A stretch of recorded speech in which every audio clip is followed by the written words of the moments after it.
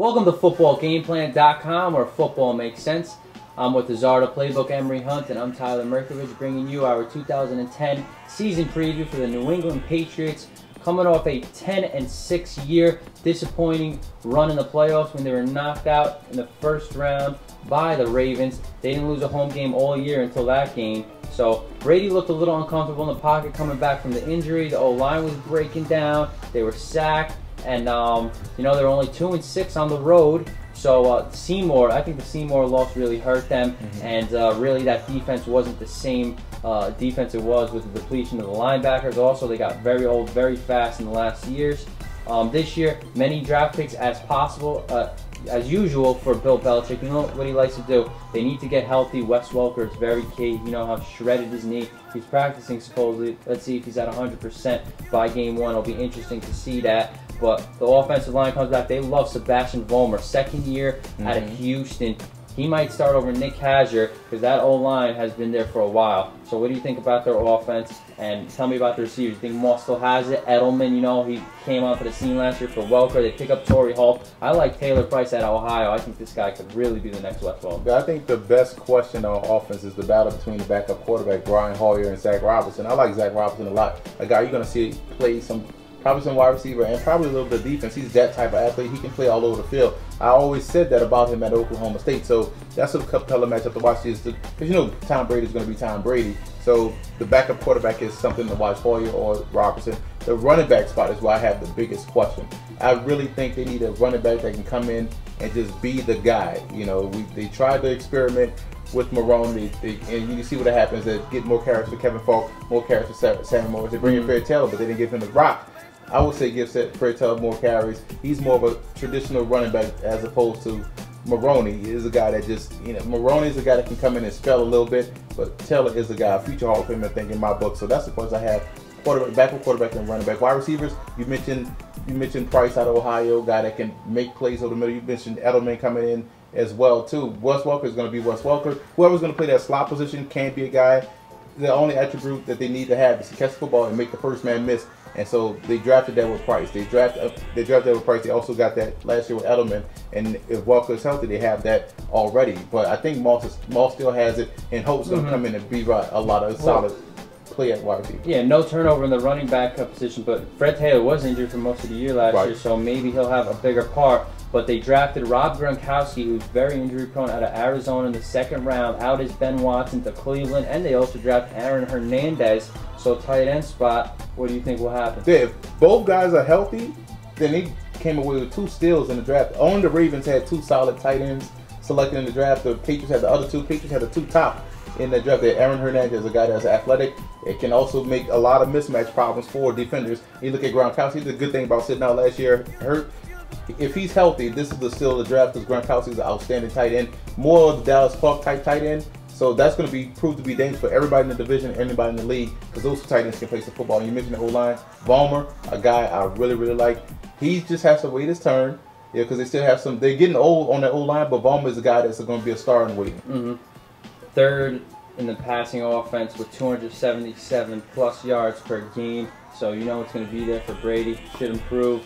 See what happens with that O-line. Vollmer, star in the making. This guy Belichick, he doesn't name his coordinator, so Corwin Brown, maybe he's a defensive coordinator, who knows, but Vince Wilfork leads that nose tackle position along with Ty Warren. The other DN position is going to be a fight for Ron Briggs out of BC or journeyman Mike Wright, which should be interesting. Linebacking corps is a mess. They were tied for 23rd in sacks, so it was a problem. They only had 31. So they lose Adalius Thomas, Tully Banta-Cain, and Gary Guyton on the outside, but they drafted Jermaine Cunningham out of Florida, second round. Inside linebacker coach Jared Mayo, one of their best players.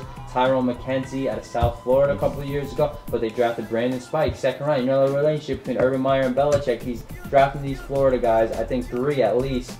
So what do you think about the linebacking core? Well, I think the linebacking core is going to be fine. I love the fact they got Cunningham and Spike, so they got better by getting younger. And those guys, they drafted football players. Cunningham, football player. Spike's football player may not be as fast, but a guy that can run and hit and always makes the big play. And you need that in a Belichick-type defense. He can make interceptions, and he always around the football, always made a big play when Florida needed. So Spike's is a guy that I like a lot. I like the fact they got those talented linebackers. And you look on the D-line, you want to keep eye on Myron Pryor, defensive tackle, 6'1", 310. He can move from Kentucky. I remember that guy. Big guy. Second year. Second year. So, you look at Pryor, there was a skill they got last season. So that's a guy you want to keep an eye on, that defensive line. That's the most important thing, is that D-line had to step up and make plays, and the linebacker core suffers because of the D-line in that 3-4. But they're going to get better with that linebacker, that young group. And that's the biggest transition, first year to second year. If he really steps it up this year, you know he's a player, and that could have been a big steal 2 years ago. And keep an eye on Rob Ninkovich, another guy that the Saints drafted and had a lot of pass rushing ability out of Purdue. But he's going to come in, another guy to go with that linebacking core. That's going to be, you're going to see a vastly improved group from the New England Patriots this year from their linebacking group. Well, cornerbacks, Lee Bodden set to start, and Darius Butler, they drafted him very high out of UConn last year, but they drafted first round Devin McCourty. They love his special teams ability. Also, Sean Springs also there in a backup role, but Will Height and Wheatley had a lot of time last year too. They're second year guys out of Auburn and Colorado who can make some noise. Strong safety, you got two young guys. Of course, Merriweather, who's been a little inconsistent, but he's still a good player and has a lot of promise. Patrick Chung out of Oregon will back him up. And free safety, they got James Sanders and Brandon McGowan, a little older guys who have been around. So what do you think about their secondary? Well, I look at Butler, Chung, and Wheatley, guys I think they have to step up and play this year. You have to really, Wheatley is a guy that I like out of Colorado, but he has to step up. Seems to me have fallen out of favor already.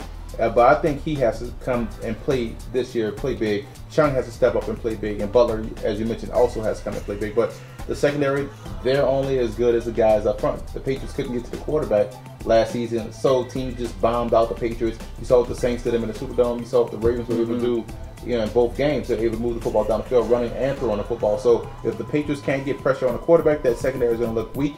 But that's the weakest spot of the defense, I think. I like the linebackers more so than I like the secondary. So I think this year is going to be a big year for the secondary. It all depends on the guy up front to get pressure on the quarterback. They really feasted on those teams they were supposed to, because they ended up 5th in scoring defense, but it didn't seem like that when they played the better teams, like the Saints and company. So this defense still turning, from that old guys to a little more newer youth in the defensive unit. Secondary, special team, Scott O'Brien, pretty good.